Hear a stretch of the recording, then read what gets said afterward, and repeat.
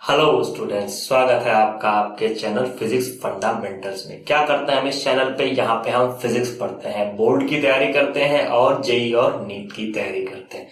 आज के वीडियो में क्या करने वाले हैं? आज के वीडियो में हम 10 क्वेश्चन सॉल्व करेंगे जो पिछले साल जेई और नीट में पूछे गए। बहुत ही अच्छे क्वेश्चंस हैं और इनको हम सॉल्व करेंगे। आपको क्या करना है? आपको करने हैं 3 काम। पहला काम, इस चैनल को सब्सक्राइब कर लेना है, क्योंकि हम हर हफ्ते 3 से 4 ऐसे वीडियोस लेके आ रहे हैं जो आपकी प्रिपरेशन में बहुत हेल्प करने वाले हैं। तो अगर आप सब्सक्राइब कर देंगे, बेल आइकन दबा देंगे, तो इन वीडियोस का नोटिफिकेशन आपको सबसे पहले मिलेगा। और ऑलरेडी चैनल पे 100 से ज्यादा वीडियोस अपलोडेड हैं। दूसरा काम आपको क्या करना है? आपको ये वीडियो लास्ट तक देखना है, क्योंकि 40 मिनट 35 से 40 मिनट का वीडियो होने वाला है और 10 बहुत अच्छे क्वेश्चन इसमें कराए जाएंगे, जिससे आपको डेफिनेटली बेनिफिट मिलेगा। तीसरा सबसे इंपॉर्टेंट काम आपको ये करना है कि आपको ये सारे क्वेश्चंस मैंने अपलोड कर दिए हैं पीडीएफ फॉर्मेट में और उनका लिंक नीचे दिया हुआ है।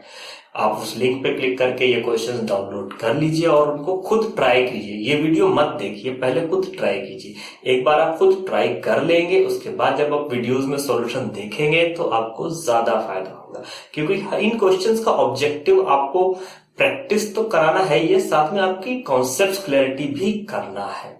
विद दिस थॉट हम इसको बढ़ाते हैं, क्योंकि हमको अगले 30 मिनट में 10 क्वेश्चंस करने हैं। तो बिना टाइम वेस्ट किए हुए शुरू करते हैं। ये है पहला सवाल।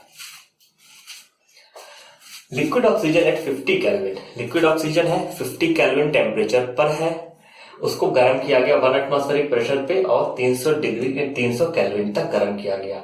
उसको कांस्टेंट हीट प्रोवाइड की गई। The rate of heat is constant, यानी कि हम एक बर्नर पे रखे होते जिसकी बर्निंग रेट कांस्टेंट था। ठीक है, अब करना क्या है? इसमें पूछा गया टेम्परेचर और टाइम का ग्राफ क्या बनने वाला है, यानी कि ऑक्सीजन का जो टेम्परेचर है वो कैसे इंक्रीज करेगा टाइम के साथ। 50 से 300 केल्विन तक जाना है।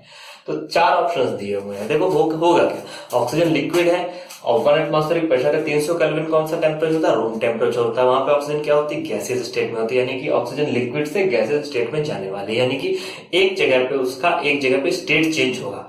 और जहां स्टेट चेंज होता है वहां पे टेम्परेचर चेंज नहीं होता है। तो इनमें से कौन सा ग्राफ है जहां पे हॉरिजॉन्टल कर्व आ रहा है? एक ये है, एक ये है और एक ये है। यहाँ पे भी स्टेट चेंज हो रहा है, यहाँ पे भी हो रहा है और यहाँ पे भी हो रहा है। ये तो पहली चीज हो गई। अब होगा क्या? पहले ऑक्सीजन है लिक्विड। लिक्विड ऑक्सीजन का एक आपका वेपोराइजेशन टेम्परेचर होगा 1 एटमॉस्फेयर प्रेशर पे। उस वेपोराइजेशन टेम्परेचर से पहले तक लिक्विड ऑक्सीजन अपना टेम्परेचर इंक्रीज करेगी टाइम के साथ, जो कि यहाँ और यहाँ पे हो रहा है।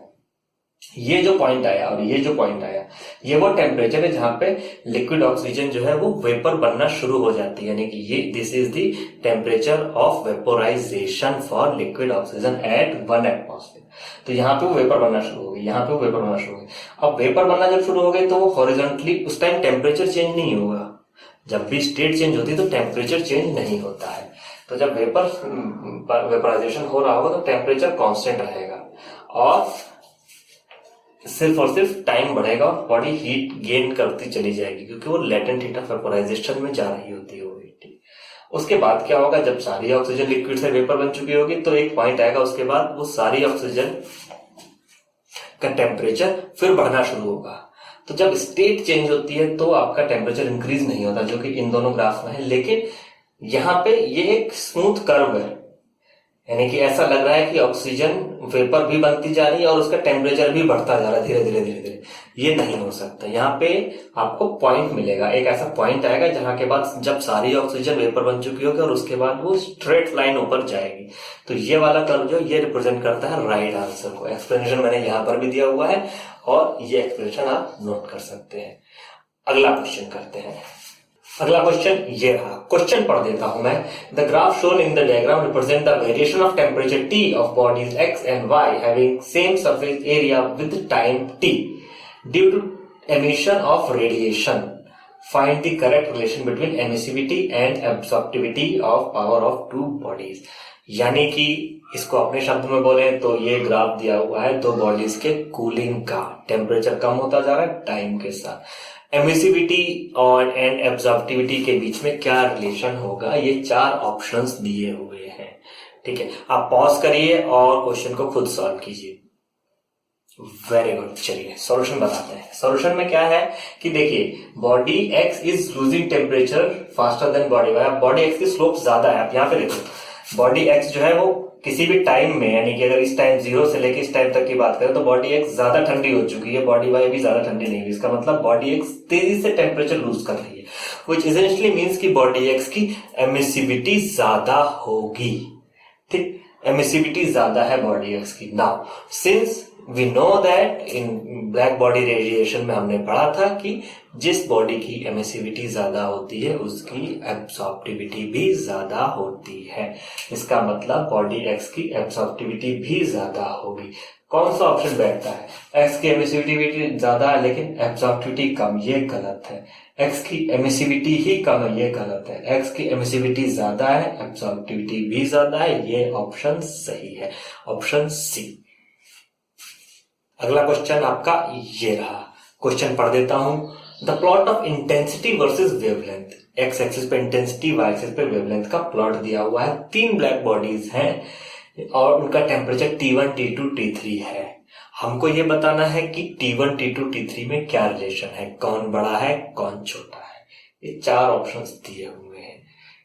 आप इसे पॉज करिए और खुद सॉल्व करिए। वेरी गुड, आपने कर लिया होगा सॉल्व, नहीं किया तो यहाँ पे सॉल्यूशन है। देखिए हमने पढ़ा था ब्लैक बॉडी रेडिएशन में कि जैसे जैसे बॉडी का टेम्परेचर बढ़ाते हैं किसी भी ब्लैक बॉडी का, तो जो वो रेडिएशंस एमिट करती है उनमें डोमिनेंट वेवलेंथ कम हो जाती है, या फिर ये बोलें कि डोमिनेंट फ्रीक्वेंसी बढ़ जाती है। तो वेवलेंथ कम तो टेम्परेचर ज्यादा। ये वेवलेंथ वर्सेस इंटेंसिटी का ग्राफ है, तो जिसकी वेवलेंथ कम होगी उसका टेम्परेचर सबसे ज्यादा होगा। यहीं पे वेवलेंथ की जगह फ्रीक्वेंसी भी दे सकते थे जेईई या नीट में, और उस केस में क्या होगा कि फ्रीक्वेंसी ज्यादा तो टेम्परेचर ज्यादा, क्योंकि फ्रीक्वेंसी और वेवलेंथ इनवर्सली प्रोपोर्शनल होते हैं।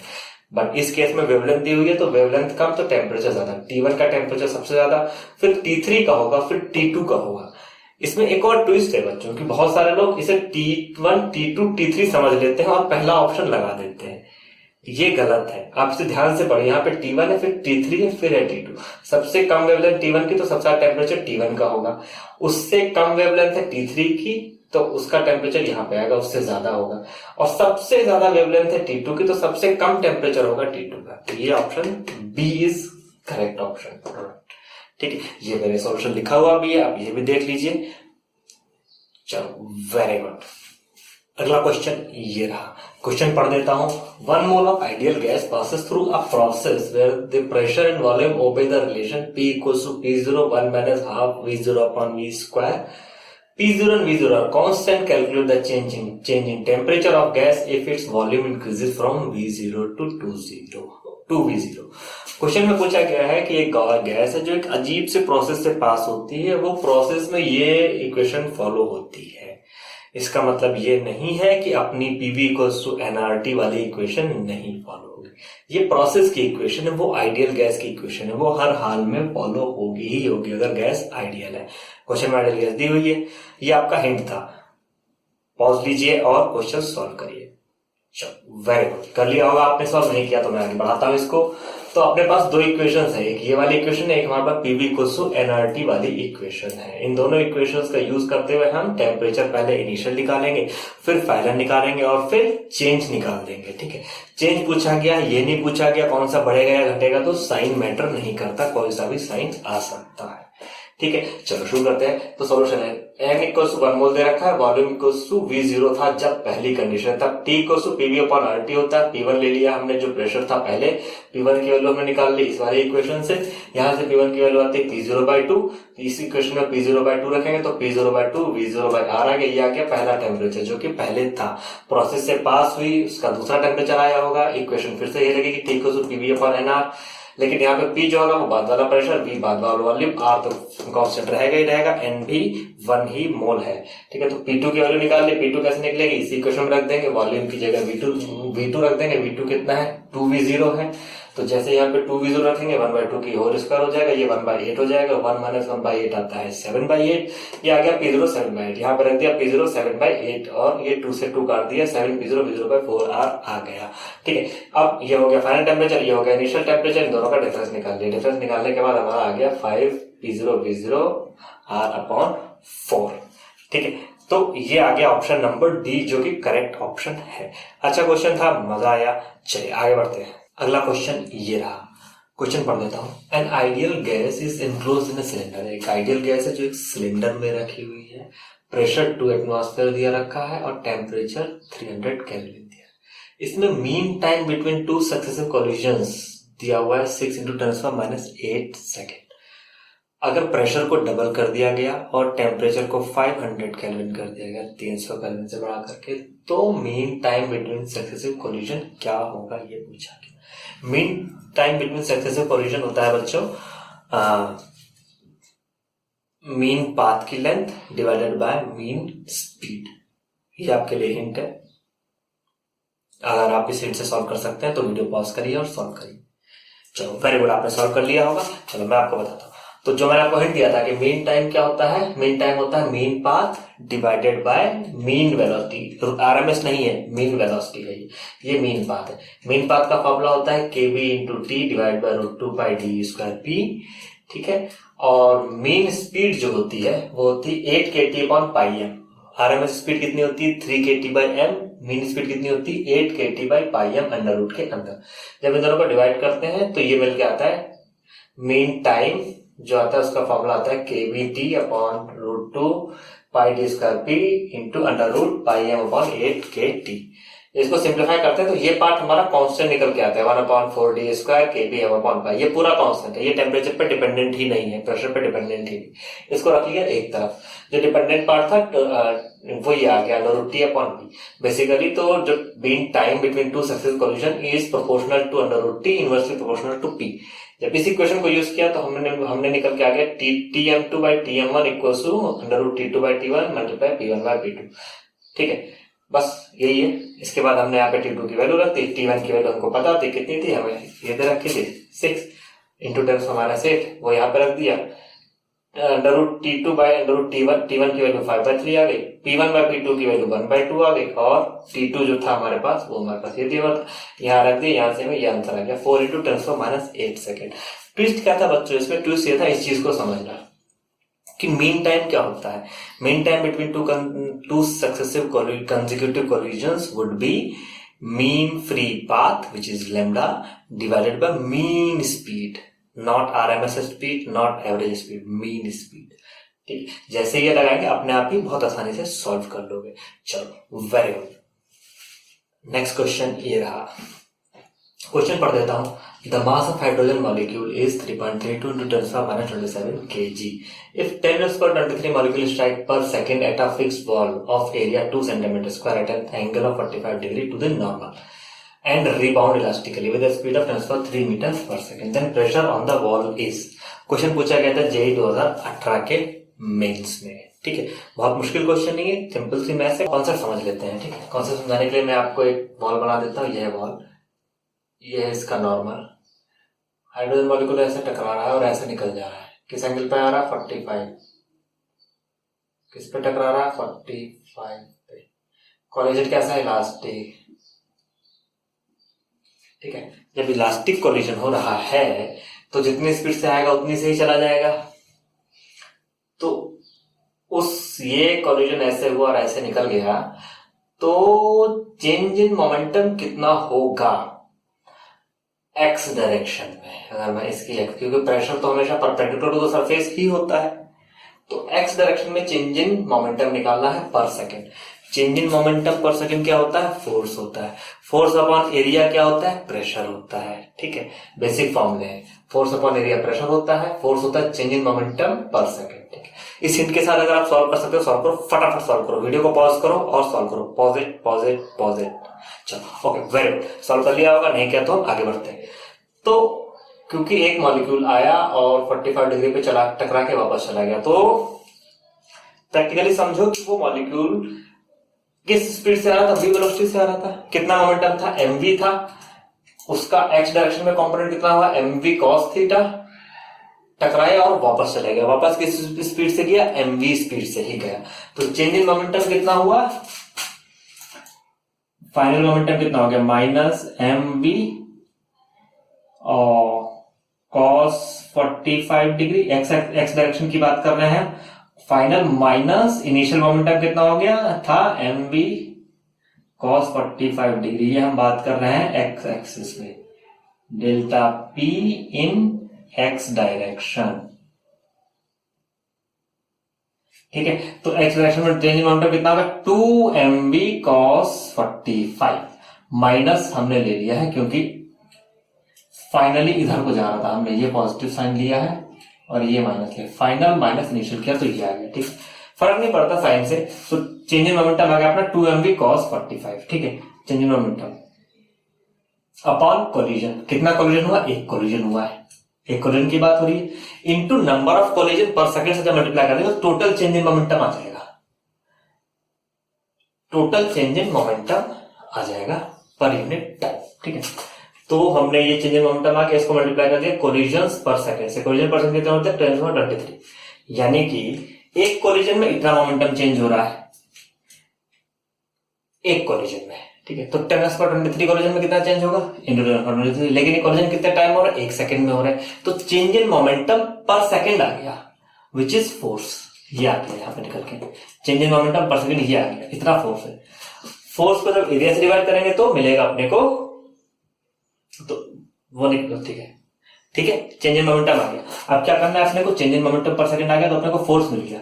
अब पूछा गया है प्रेशर, तो प्रेशर क्या होता है फोर्स अपॉन एरिया, फोर्स हम निकालते जाए, थोड़ा सा सिंप्लीफाई किया इसको, ये m की वैल्यू रखी, v की वैल्यू रखी, cos थीटा की वैल्यू रखी, 2 मल्टीप्लाई किया, ये निकल के आ गया 2 इंटू 3.32 इंटू 10⁻⁻√2, ये वैल्यू आ गई चेंज इन मोमेंटम पर सेकंड यानी कि फोर्स।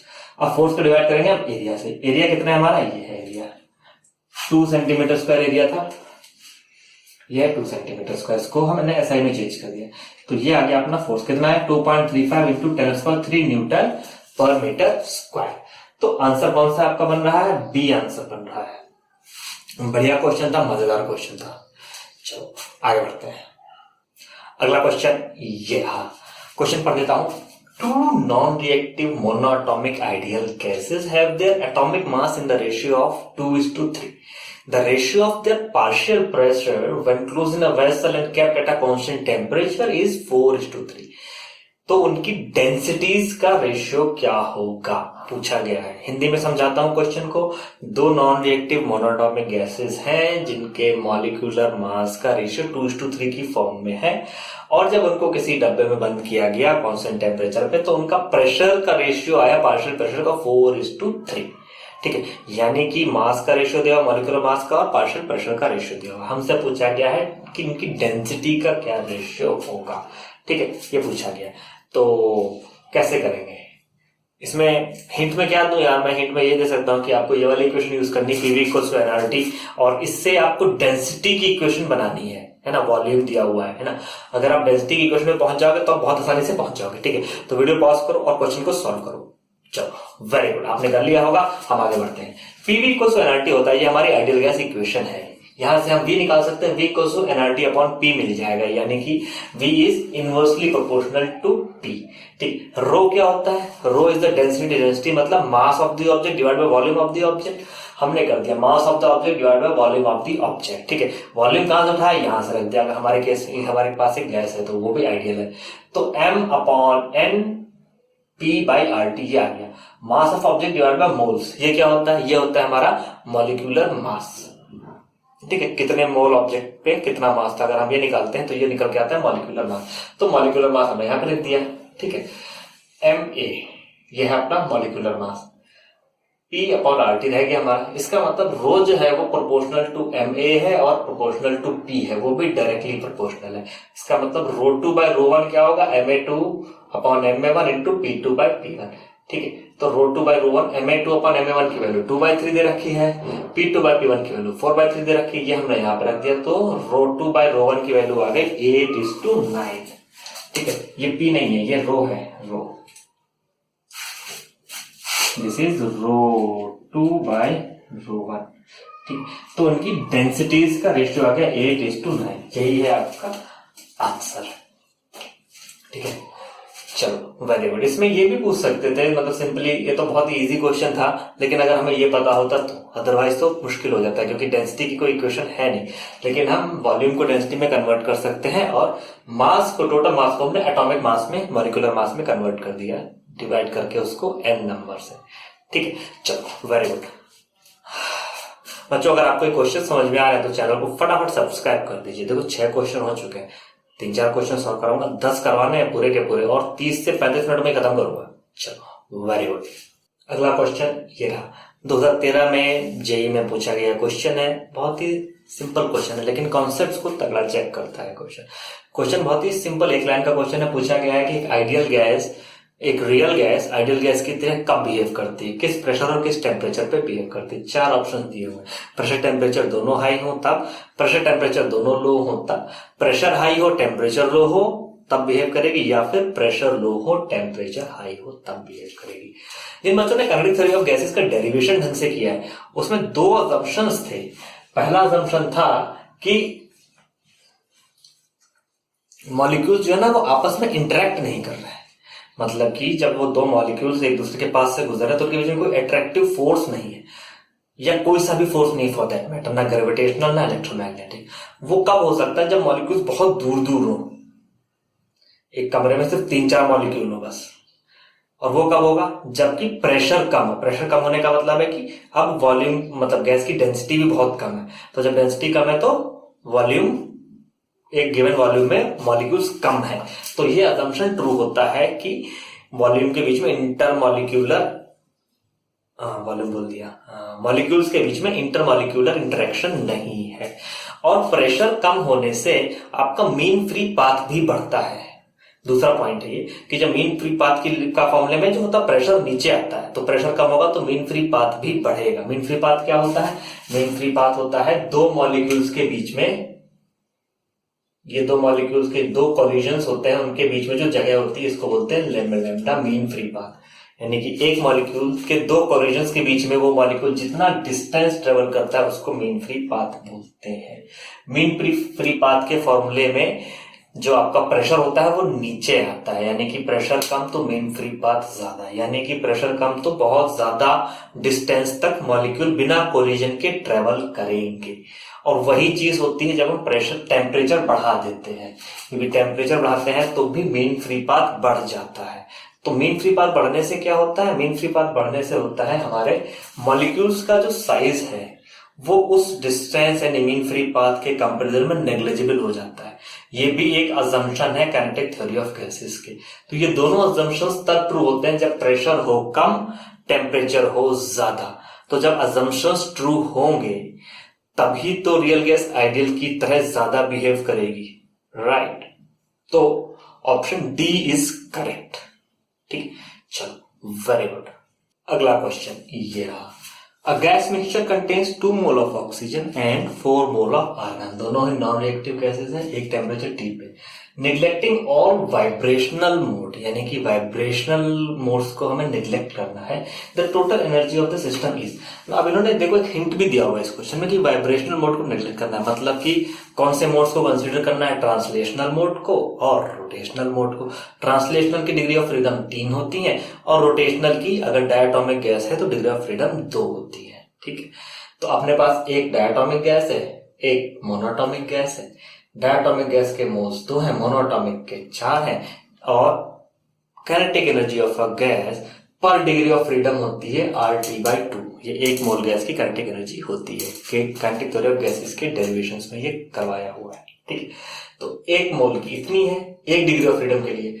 ऑक्सीजन है diatomic, translational degree of freedom कितनी हुई? 3। कौन कौन सी? X, Y और Z।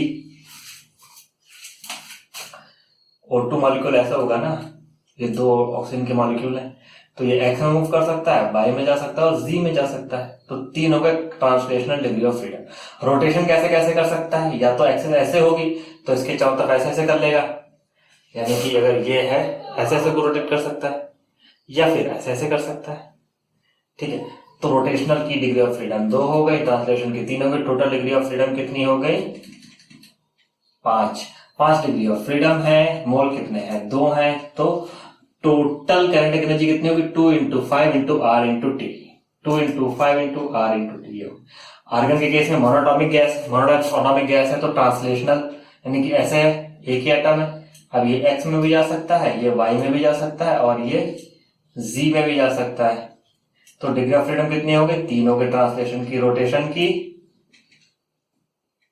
डिग्री ऑफ फ्रीडम 0 है क्योंकि मोनोटॉमिक है। मोनोटॉमिक एटम क्योंकि पॉइंट ऑब्जेक्ट लेते हैं हम एटम को, तो वो उसका रोटेशन का कोई एनर्जी होएगी ही नहीं, मोमेंट ऑफ इनर्शिया ही 0 होगा क्योंकि पॉइंट ऑब्जेक्ट है ये। ठीक, पॉइंट है, इसका कोई डायमेंशन नहीं, it's not a sphere, point है ये। ठीक है, तो इस वजह से रोटेशन की डिग्री ऑफ फ्रीडम 0 हो जाएगी। तो टोटल डिग्री ऑफ फ्रीडम हो गई 3 मोल है, 4 into 3 RT/2, इन दोनों को जोड़ देंगे तो आएगा 11 RT। यही है आपका आंसर, आंसर नंबर डी। अच्छा क्वेश्चन था, डिग्री ऑफ फ्रीडम से काइनेटिक एनर्जी को रिलेट कर रहा था। अगर आप ये सारे क्वेश्चन खुद अटेम्प्ट करके सॉल्व कर लेते हो, मतलब आपके क्वेश्चंस, मतलब आपके कॉन्सेप्ट्स अच्छे हैं। ठीक है, क्वेश्चन ये 1999 में पूछा गया था जेई में, और ये 2 मार्क्स का क्वेश्चन था। आगे बढ़ते हैं, क्वेश्चन पढ़ देता हूं। अगला क्वेश्चन ये रहा, a vessel contains a mixture of 1 mole of oxygen and 2 mole of nitrogen eight 300 kelvin. The ratio of average rotational kinetic energy पर O2 मॉलिक्यूल टू पर N2 मॉलिक्यूल इज। ठीक, हम एवरेज रोटेशनल काइनेटिक एनर्जी निकालने वाले हैं। Rotational kinetic energy क्या होती है और पर मॉलिक्यूल की निकालेंगे। तो रोटेशनल डिग्री ऑफ फ्रीडम होगी ऑक्सीजन के पास 2, X और Y, रोटेशनल की ही बात करी जा रही है, और नाइट्रोजन के पास भी 2 ही होंगे, X और Y। और ऑक्सीजन की रोटेशनल काइनेटिक एनर्जी पर मोल इतनी आ गई। नाइट्रोजन की क्योंकि 2 मोल थे तो 2 RT आ गई, लेकिन पर मोल कितनी आएगी? RT ही रह जाएगी।